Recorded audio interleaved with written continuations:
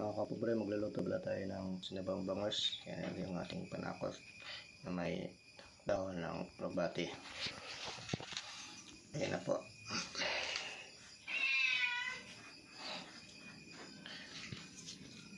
So yan yung ating bangos. Yan. Dito nakasalang na yung ating kawali dito sa kusina. Ayan po. So madilim kasi gabi.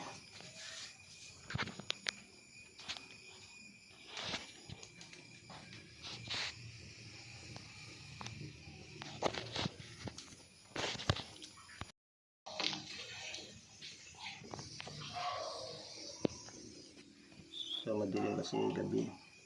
Ayan po, ilagay na natin yung ating mga ingredient sa ating sinabawang bangos. Ayan. So nakikita nyo yung umaapoy kasi katong tao yung ginagamit namin dito. Ayan po, ilagay natin ng asin para makalasa yung ating sinabawang bangos. Yung guys, simple lang yung ulam namin dito. Hindi kami maarte sa kaya hirap lang kami. Mahirap lang kasi yan ang kaya namin ulamin. Yan. Tapos ilagay natin yung bangos sa kawali na may apoy. Yan. So yan guys. Hintay-hintay lang natin ng konti. Ayan na po, kumukulo na. So yan yung bangos natin. Yan. Tapos yan yung daon ng alugbati.